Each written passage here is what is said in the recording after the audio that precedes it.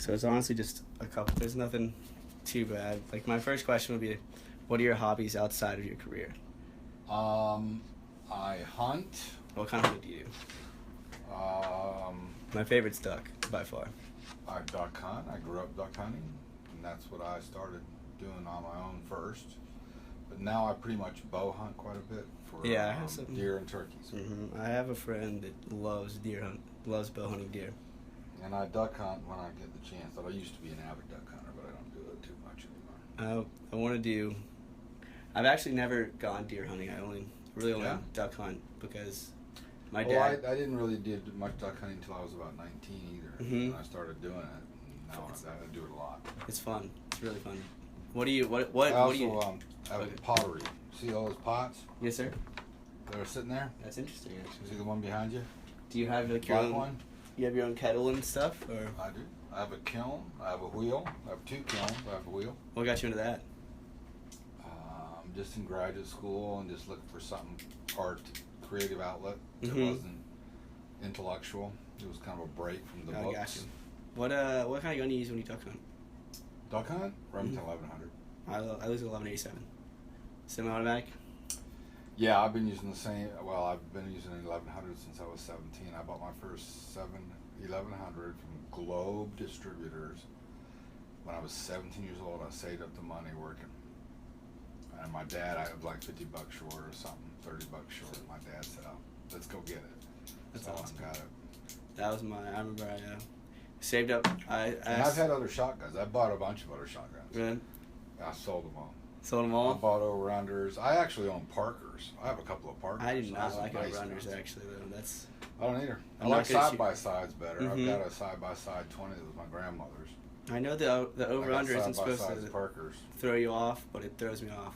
I like the over-under. I just like the semi-auto better. I've always liked that It's easy. Remington. Mm-hmm. I shoot it really well. That was Yeah, the thing. that's On wing shot, I really liked it because I could hit. I mean, I can hit Yeah. stuff. I still hit stuff. I still like the kids go, "Damn, you shot that duck." Yeah. Yeah, right. I shot that duck. Awesome. What was your major in college? My undergraduate degree was in history, but I took 3 economics courses. Just throughout the course, or? Well, I had to fulfill some kind of gen ed requirement, a social science requirement, so I thought I should take econ. The first econ, so I took that, and I took the second one, which is principles and principles, and I took a course on money and capital markets, money and banking. So I only really had 3 economic courses undergraduate. Then I went to graduate school in economics, which means I had to work pretty hard. Yeah, I would see. Yeah. It was a big change. What made you change to it? Money and You- risk. I actually, history has been my best subject since history and English, all through high school, all through anything. I never made below 100 in all I these still love classes. them. Oh, I love. I still love them. My grandmother has given me every World War II book that I can get my hands on. But the problem is, I kind of want to go get a PhD and go in academe, Mm-hmm. and history professors are paid about half of what economists were paid. And if you did history PhD, you really had no other opportunities other than be a history professor. Exactly. But if you were an economist, you had a lot of opportunities to work in the think tanks, government, consulting firms, lots of places. Just gives you more options. Yeah, money and options. What made you start teaching econ then? I always liked to teach. I always thought I'd like to teach, and I did like to teach. I still like to teach. It's gotten a little harder some ways over the years. What do you find like rewarding about it then? Well, that's the thing that's gotten harder. Students get turned on to it, Mm-hmm. and I find less and less students get turned on about anything. Yeah. There's a real malaise intellectually. I can remember when I went and got my history degree, and I had a professor. His name was Donald Horward, and it was a pure lecture class. And I used to go, and I couldn't wait to go. Really? I just couldn't wait to go. Just The wait guy till was that. so good. He taught about the French Revolution. Okay. So he told stories about the French Revolution, and he knew a lot about the French Revolution. And he brought in, sort of the storyline, but then he also brought in a lot of things, about what was actually going on and why it was going on. He brought his own twist to it in a sense. Yeah, like, yeah. But awesome. you know, it's interesting. I asked a guy that was retiring about 5 years ago. I was at another thing with him, Mm-hmm. and I knew him. And I said, you know, I like to ask people that are retiring or some big thing. I like to ask foreigners what the weirdest thing was in the first 2 weeks they were here. Yeah. That's always kind of fun. That's very interesting. Actually. You get some interesting answers. I know. I bet you do. It's probably some of the small things that get some. Cereal aisle. Mm-hmm. My best friend is from Singapore. Mm-hmm. His name is Fong Chu. And Fong says, I looked at the cereal aisle. I had no idea what the hell all those boxes were. But anyway, but this guy was older. He was retiring. And his name's George, University of Cincinnati. George, what's his last name? Anyway, we taught together in another program I do internationally. Mm-hmm. And I said, what's the biggest changes, you know, in universities, research, students, teaching? And he said, in the area of teaching, he said, it seems that students have just simply lost any intellectual curiosity. They're just not curious about anything. Yeah. They're in their own little world. They're on their phones. They can't concentrate. They're all ADD or something because they just won't sit down and think and concentrate. Open up the mind. I think that's the hardest part over time that's It's just watching changed. Less and less people. And then I think, well, I'm just getting old and crotchety. And then I think, no, you know, You might be right, actually. the kinds of things that I thought were appropriate behavior when I was at the University of Florida at your age is very different than what you guys, not you necessarily, Yeah, I understand. but The general population. the general population. Definitely. I mean, I can see that. Very, very different. When did you go to Florida? In the late 70s. What made you go there? Late. Because I took at that time that you could take the Florida 12th grade placement test. Okay. Or the ACT, SAT. I think ACT wasn't that big at that time, but SAT was. Yes, So I was signed up to take the Florida 12th grade placement test because we all took it because it was sort of an assessment. Mm-hmm. And then I was signed up to take the SAT. So I did the 12th grade placement test. I went and saw my counselor, and they gave me my score and all that. And I remember looking at her, and I said, "Will that score get me to the University of Florida?" And she said, "Oh yeah." I said, "Then cancel that SAT." Yeah. And I never took it. That's awesome. I just, my dad told me that he would help me, you know, in a state school, but he wasn't going to send me off That's how my somewhere family else. used to, yeah. And the University of Florida was the best you could do in the state, so I thought, well, I'll go there. I was going to do med school when I first came to college, and I realized right away the school was just, I couldn't do another 4 years of school after this. And so I changed, and I realized, you know what? What are you majoring in now? Packaging science. Okay. I was like, I want to stay at Clemson because to me this is the best school other than Wofford in the state, in my opinion. And so I couldn't go private in that sense. I couldn't go to a private school. So I looked and I was like, packaging science immediately caught my eye. I started looking at it, and just the way you can take it in any sort of direction in the career path of you can become. Well, they're very well known for that, from what I understand.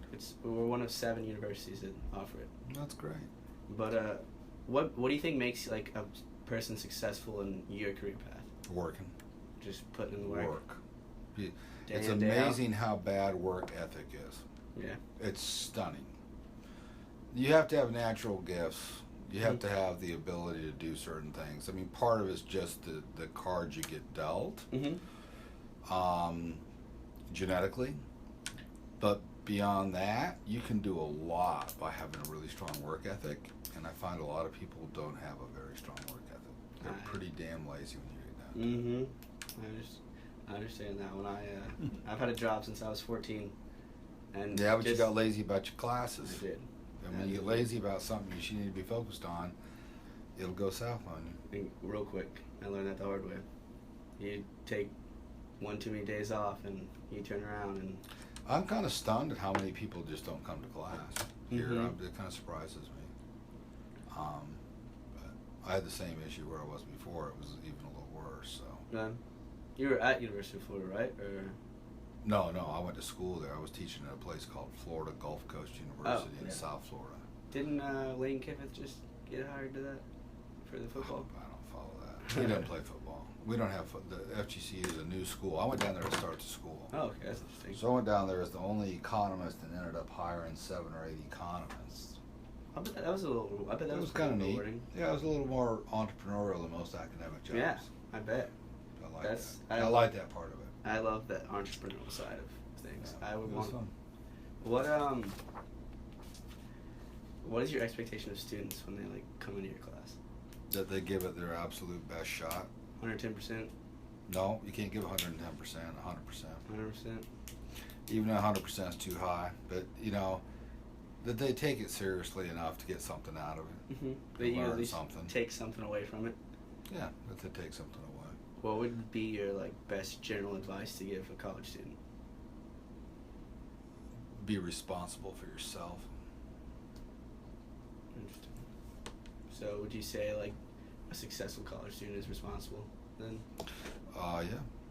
Be responsible about what you choose to do. Be responsible about what you do. Be responsible about the way you drink. Be responsible about the way you drive. I mean, you can take on risks, but hello. Hello.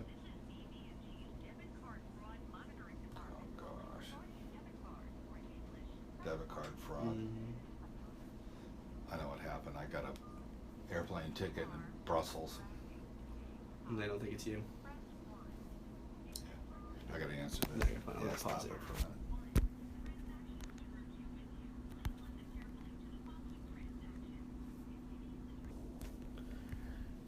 So is that how you would define a successful college student then, is responsible?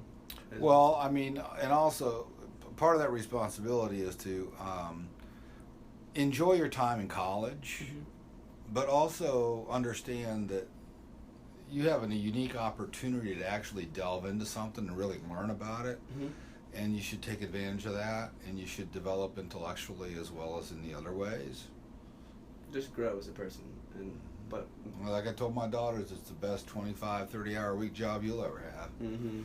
Because you get to do all those fun things, the social, the games, the meeting other people from other parts of the world and other parts of the state, and you may very well find a spouse here, and you may very well enjoy your time in lots of different ways. But if you just work 20 or 30 hours a week, more towards the 30, you can get a lot out of college. Mm-hmm. And you can set yourself up on a springboard to go to the next job. That was like one of my next questions. Do you feel that a student's success in college will define their entire like professional career? I think the work ethic that you develop here Mhm. and the intellectual interest, the curiosity that you develop here can be very influential in your future life. Do you think a major defines the rest of their career? No, my major was in history. Mhm. People have different majors. I do think that there are some majors that are worthwhile and some that are crap, to be Mhm. honest. Yes, sir. And I had a list in my head. If my daughters told me that they were going to major in X, I would say, not a good idea. But I would counsel them. I wouldn't Mhm. force them. But there are certain majors that they went into I wouldn't pay. I'd tell them they get to pay. Yeah. Because it's a total waste of time. And there are majors here that are a waste of time. I'm sure of it. There are majors everywhere that are a waste of time. Exactly. Do you feel like you have a skill that you picked up outside of the schooling world that has helped success in your career?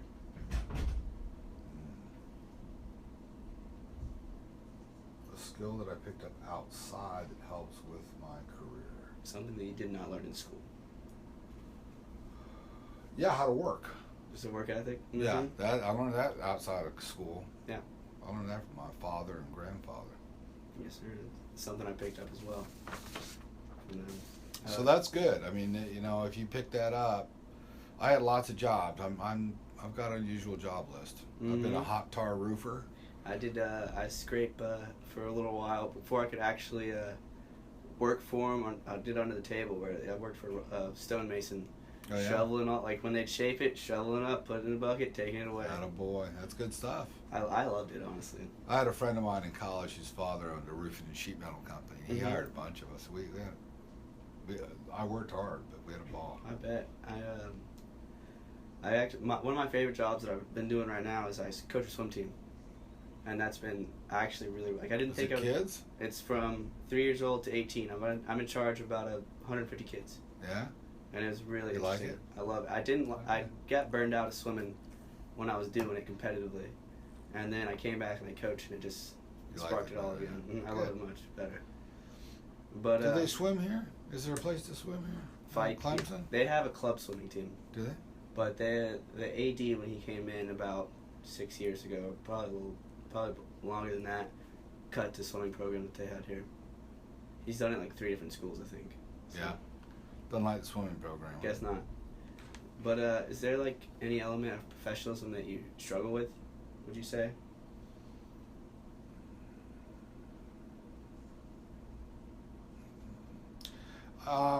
The political atmosphere of colleges and universities has You were talking become about that's interesting. toxic. Yeah, I can see that actually. Toxic. I mean, just nasty, ugly, toxic. The way I And was that bothers me. The way I was talking to my mom, it sounds like she's not in the school, like the schooling thing, but it's just like your political viewpoint and stuff like that. You don't talk about. It's the left has taken over the universities, Oh. and Higher education. the nonsense that goes. I mean, without subsidy, these places would collapse, and probably one of the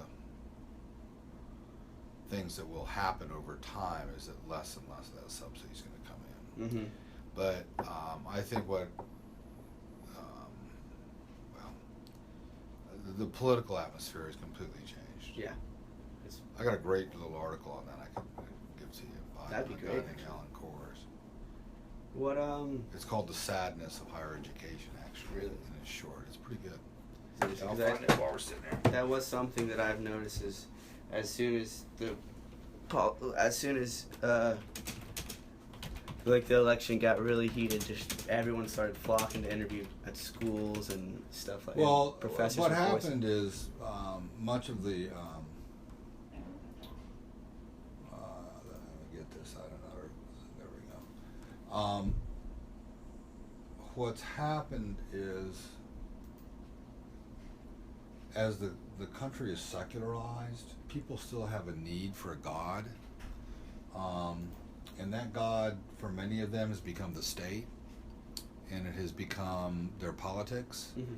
So they are out of the religious world and into the secular world, and Something like that. they apply their emotive Mhm. energy Too to politics instead of what they used to apply it to. I got 2 more questions for you. Yeah. Is there a skill that you learned in school that has helped shape your career? In school, yeah. Would you have Like you have how to one? do research, Mhm. how to discipline yourself enough to get papers done. Mhm. How to do analysis. I mean, there's a lot of things I've learned here that are in this world that. And then, what do you think success is outside of a professional world? Happiness. Mhm. And not licentious happiness, but fulfillment. So, I don't think that people really are happy when things just land in their lap. There's no sense of accomplishment, so sort of So you would say a deep sense of like accomplishment. your pottery and stuff. Yeah, Stuff well, like that. Not completely overall, but that gives you some sort. Yeah, but also your work career. Yeah. You know, a sense of accomplishment in your work career. Definitely. If you'd have told me when I was your age I'd be teaching at Clemson University, I would have think you were smoking dope. Yeah. I just didn't. That was I wasn't gonna ask you, but You it's know, a, you never it's one extra know. question. How would you view yourself as a college student if today's you were your professor back then? How would I view myself? What? How would you view yourself as a student that you were if you were your professor today? As a student that I was, Mhm. a lot like a lot of you guys, I was unfocused. Mhm. But once I decided I was going to focus, I changed. Definitely. I really did change in college. I went in sort of, you know, Just lethargic, half-assed. yeah, half, you know. Not very focused. Mm-hmm. If I was focused on anything, you know, it was the typical things 19-year-olds focus on. Yes, sir. And then I actually went to University of Florida and I quit for a while. I quit for 4 or 5 years, 4 years. I went to EMT school, then I immediately went to fire school. Mm-hmm. Then I started paramedic training, and I worked for ambulance service and then firefighting for a while. And I decided that I wanted to go and get a degree and finish my degree. I didn't want to work as a fireman and retire as a fireman. Yeah. I just wasn't intellectually stimulated at all. So I went back and got a history degree because I loved history, and I said, I don't care if I get a job, I can do fine. Mm-hmm. So the fact that I went back more mature, I think is particularly difficult for young men, particularly today. I think young men have been coddled a little too much, and for most kids, probably the best thing they could do is about 4 years of growing up. Mm-hmm. And that would include a broad panoply of things that you could do. One would be the service, one would be just having to live on your own and make a living, and realizing that, you know, It ain't easy. it's not as easy as, and you've been handed everything. Mm-hmm. So you don't really have a sense of what it takes to get it. And I actually think that's a real rude awakening for a lot of people when they get out in the world. I did have a pretty rude awakening. Hand me that paper. When I came here. I wasn't handed everything by any means, but they did guide me a good bit. And when they told me, when you come to this, like, we're throwing you into the real world. You know, we're not gonna check on you every day. We're not gonna. That's good. Mm-hmm. I went home at the end of the semester. I didn't go home much in between. I didn't have the money. Mm-hmm. And in the summers, I basically left home and I worked. I stayed gone. And my parents helped me out.